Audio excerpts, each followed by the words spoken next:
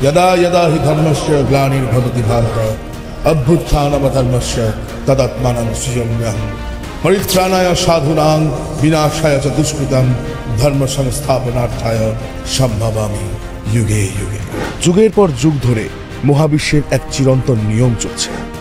যখন অন্যায় বাড়ে, পাপের অন্ধকার মানব সভ্যতাকে গ্রাস করে, তখন কোথাও না কোথাও থেকে আসে এক আলোর রেখা। আর সেই আলো, সেই ন্যায়ের শক্তি হলেন ভগবান শ্রীবিষ্ণু। তিনি কেবল দেবতা নন, তিনি রক্ষক, ন্যায়ের ধারক, আর সময়ের প্রয়োজনে নানান রূপে অবতীর্ণ হওয়া এক মহাশক্তি। পুরাণ বলে বিষ্ণু নেমেছেন 10টি প্রধান অবতারে।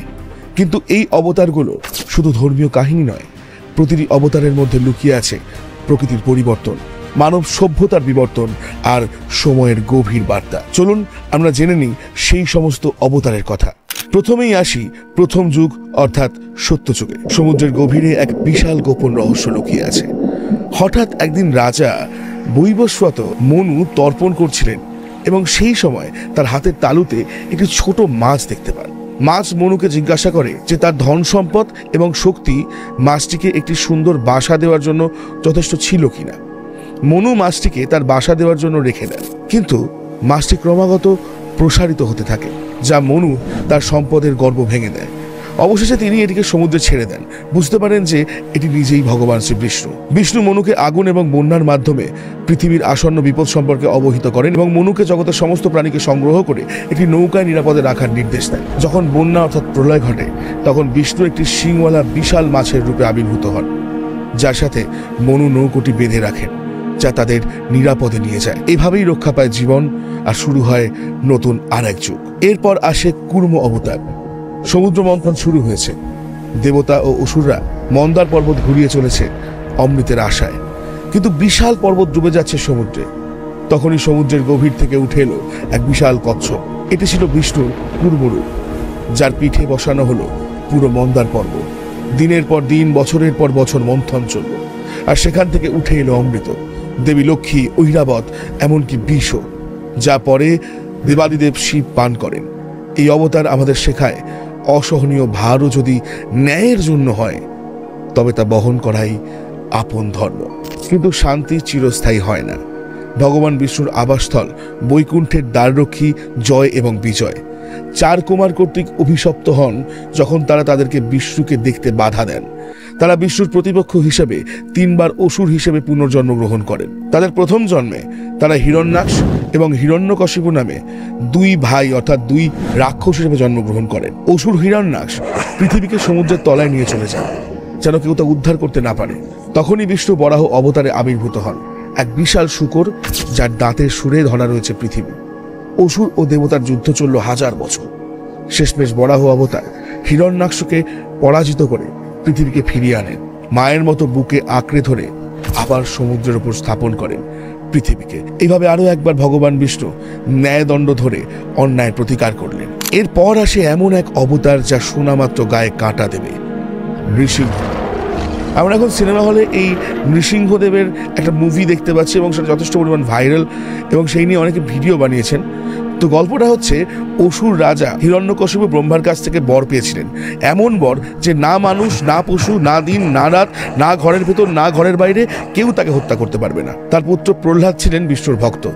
পিতার বারবার চেষ্টা সত্ত্বেও সেই ভক্তি কখনো কমেনি। এরপর তিনি যখন প্রহ্লাদকে প্রাণদণ্ড দিতে গিয়েছিলেন, তখন সন্ধ্যাবেলায় বা যেটাকে গোধূলি লগ্ন বলা হয়, সেই সময় হঠাৎ আকাশ কেঁপে উঠল। খাম্বা থেকে বেরিয়ে এল এক ভয়ঙ্কর রূপ, অর্ধেক মানুষ অর্ধেক সিংহ। তিনিই ছিলেন ভগবান বিষ্ণুর নৃসিংহ অবতার, যিনি নখ দিয়ে হিরণ্যকশিপুকে চিরে ফেললেন এবং অন্যায়ের প্রতিকার করলেন। ভগবান ব্রহ্মার বরের প্রতিটি শর্ত পূর্ণ হলো, আর ন্যায়ের জয় নিশ্চিত হলো। সত্যি ভগবান বিষ্ণুর কি অপরূপ লীলা। তারপরেই আসে অসুররাজ বালির কথা। প্রহ্লাদের পৌত্র বালি ভক্তি ও তপস্যার মাধ্যমে স্বর্গরাজ ইন্দ্রকে পরাজিত করতে সক্ষম হন এবং 3 লোকের উপর তার কর্তৃত্ব বৃদ্ধি পায়। দেবতারা বিষ্ণুর কাছে সুরক্ষার জন্য আবেদন করেন এবং তিনি বালক বামন রূপে অবতীর্ণ হন। রাজার এক যজ্ঞের সময় বামন তার কাছে আসেন এবং বালি তাকে যা চাইবেন তা দেওয়ার প্রতিশ্রুতি নেন। বামন 3 পা জমি চেয়েছিলেন। বালি রাজি হন এবং বামন তারপর তার আকার পরিবর্তন করে বিশাল ত্রিবিক্রম রূপ ধারণ করেন। তার প্রথম পদক্ষেপে তিনি পার্থিব রাজ্য ঢেকে ফেলেন, দ্বিতীয় পদক্ষেপে তিনি স্বর্গরাজ্য ঢেকে ফেলেন, যার ফলে প্রতীকীভাবে সমস্ত জীবের আবাসস্থল ঢেকে যায়। এরপর তিনি পাতালের দিকে তৃতীয় পদক্ষেপ নেন। বালি বুঝতে পারেন যে বামন হলেন বিষ্ণুর অবতার। শ্রদ্ধার সাথে রাজা বামনের পা রাখার জন্য তৃতীয় স্থান হিসাবে তার মাথাটি অর্পণ করেন। অবতার তাই করলেন এবং বালিকে অমরত্ব দান করলেন এবং তাকে পাতাল লোকের শাসক করলেন। বিষ্ণু বালিকে প্রতি বছর পৃথিবীতে ফিরে আসার জন্য একটি বর দিয়েছিলেন। বালি প্রতিপদ এবং ওনমের ফসল উৎসব, যা বেশিরভাগ ক্ষেত্রে কেরালার সকল ধর্মের লোকেরা উদযাপন করে, তার বার্ষিক স্বদেশে প্রত্যাবর্তনের উপলক্ষ হিসেবে পালিত হয়। এই কিংবদন্তি ঋগ্বেদের স্তব এবং অন্যান্য বৈদিক পুরাণের গ্রন্থে দেখা যায়। এবারে আসি আরও একটি অবতারের কথায়। যখন অন্যায়কারী ক্ষত্রিয়রা পৃথিবী জুড়ে অত্যাচার চালাচ্ছিল, তখন জন্ম নিলেন পরশুরাম। হাতে কুঠার, চোখে ন্যায়ের আগুন। তিনি একাই 21 বার পৃথিবী থেকে অন্যায়কারী ক্ষত্রিয়দের নির্মূল করলেন। তিনি যমদগ্নি এবং রেণুকার পুত্র। শিবের তপস্যার পর তাকে কুঠার বর দেওয়া হয়েছিল। একবার রাজা কার্তবীর্য অর্জুন এবং তার শিকারী দল পরশুরামের পিতা যমদগ্নির আশ্রমে থামেন। ঋষিদেবী কামধেনুর সাহায্যে তাদের সকলকে খাওয়াতে সক্ষম হন। রাজা গরুটি দাবি করেন, কিন্তু যমদগ্নি তা প্রত্যাখ্যান করেন। ক্রোধে রাজা জোর করে গরুটি নিয়ে যান এবং আশ্রমটি ধ্বংস করে দেন। এরপর পরশুরাম রাজাকে হত্যা করেন তার প্রাসাদে এবং তার সেনাবাহিনী ধ্বংস করেন। অবশেষে তার পিতামহ ঋষি তার সামনে উপস্থিত হয়ে তাকে থামিয়ে দেন। তিনি চিরঞ্জীবী, অমর, এবং বিশ্বাস করা হয় যে তিনি আজ মহেন্দ্রগিরিতে তপস্যায় জীবিত আছেন। হিন্দু পুরাণ অনুসারে তার শক্তিশালী কুঠার ছুঁড়ে কর্ণাটক এবং কেরালার উপকূলীয় অঞ্চল তৈরি করার কৃতিত্বও তার। সমুদ্রে কুঠারটি যে স্থানে পড়েছিল সেখান থেকে জল সরে যায় এবং যে ভূমির উদ্ভব হয় তা কর্ণাটক এবং সমগ্র কেরালার উপকূল হিসাবে পরিচিতি লাভ করে। ত্রেতা যুগে আবারও জন্ম নিলেন বিষ্ণু, এবার রাম অবতার রূপে। অযোধ্যার রাজপুত্র, যিনি পিতার প্রতিশ্রুতির সম্মান রক্ষার্থে রাজমহল ছেড়ে বনবাসে যান। সেখানে মাতা সীতাকে ছলের দ্বারা রাবণ হরণ করেন এবং রাম বানররাজ সুগ্রীবের সহায়তায় তার পরম ভক্ত হনুমান এবং জাম্বুবান অঙ্গদ সহ বিরাট বানর সেনা নিয়ে লঙ্কারাজ রাবণকে বধ করে মাতা সীতাকে রাবণের হাত থেকে উদ্ধার করেন আর ধর্ম প্রতিষ্ঠা করেন। রাম কেবল এক যোদ্ধা নন, রাজা নন, তিনি ন্যায়, সততা আর আদর্শের এক জীবন্ত প্রতীক। এরপর দাপর যুগে জন্ম নিলেন ভগবান শ্রীকৃষ্ণ, যিনি একদিকে গোপালের বাঁশির সুরে ভক্তদের মোহিত করেছেন, অন্যদিকে কুরুক্ষেত্রের যুদ্ধে গীতার জ্ঞান দিয়ে অর্জুনকে ন্যায়ের পথে পরিচালিত করেছেন। কৃষ্ণ প্রেম, বুদ্ধি, কূটনীতি সবকিছুর এক অপূর্ব সংমিশ্রণ। কৃষ্ণ ছিলেন দেবকী ও বাসুদেবের অষ্টম পুত্র এবং যশোদা ও নন্দের পালিত পুত্র। হিন্দু ধর্মে তিনি প্রায়শই পূজিত দেবতা। তার অত্যাচারী কাকা কংসকে বধ করার জন্য জন্মগ্রহণ করেন তিনি মহাভারতের একজন প্রধান নায়ক। চন্দ্রসৌর হিন্দু পঞ্জিকা অনুসারে প্রতি বছর হিন্দুরা কৃষ্ণ জন্মাষ্টমীতে কৃষ্ণের জন্মদিন উদযাপন করে, যা গ্রেগরিয়ান পঞ্জিকার অগাস্টের শেষের দিকে বা সেপ্টেম্বরের শুরুতে পড়ে। কৃষ্ণকে সাধারণত হাতে বাঁশি নিয়ে চিহ্নিত করা হয়। কৃষ্ণ মহাভারত, ভাগবত পুরাণ এবং ভগবত গীতায় একটি কেন্দ্রীয় চরিত্র। কৃষ্ণের বড় ভাই অর্থাৎ জ্যেষ্ঠ ভ্রাতা বলরামকে সাধারণত শেষনাগের অবতার হিসেবে বিবেচনা করা হয়, যা অনন্তের একটি রূপ, বিষ্ণুর একটি রূপ। শ্রী বৈষ্ণব তালিকায় বলরামকে বিষ্ণুর অষ্টম অবতার হিসেবে অন্তর্ভুক্ত করা হয়েছে, যেখানে বুদ্ধকে বাদ দেওয়া হয়েছে, এবং কৃষ্ণকে এই তালিকায় নবম অবতার হিসেবে আবির্ভূত করা হয়েছে। তারপর আসে নবম অবতার ভগবান বুদ্ধ।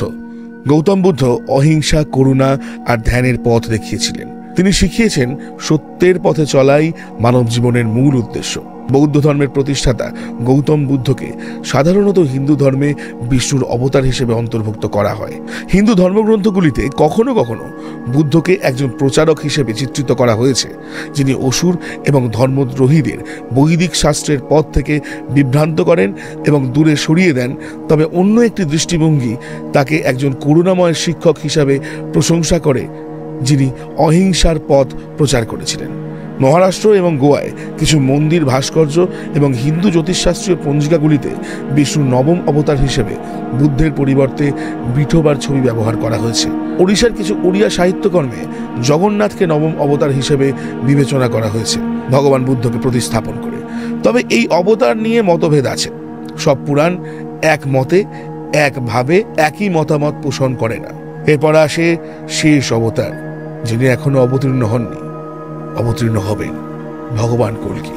কলিযুগের শেষে যখন পাপ পৃথিবীকে গ্রাস করবে, তখন একটি সাদা ঘোড়ার উপরে অবতীর্ণ হবেন এবং তার তরবারিটি ধূমকেতুর মতো জ্বলন্ত হবে। তিনি আবির্ভূত হন যখন কেবল বিশৃঙ্খলা, মন্দ এবং নিপীড়ন বিরাজ করে। তিনি সত্যযুগ এবং অস্তিত্বের আরেকটি চক্র পুনরায় শুরু করার জন্য কলিযুগের সমাপ্তি ঘটান, অর্থাৎ তিনি দুষ্টদের দমন করে ফিরিয়ে আনবেন সত্য যুগের সূচনা।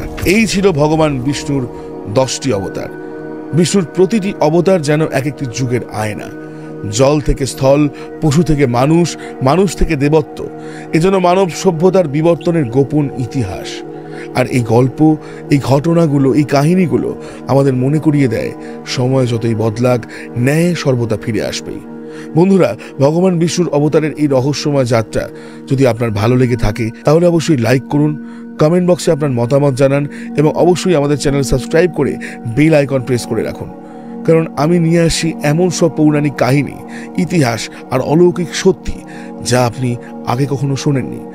তাহলে দেখা হবে পরের এপিসোডে।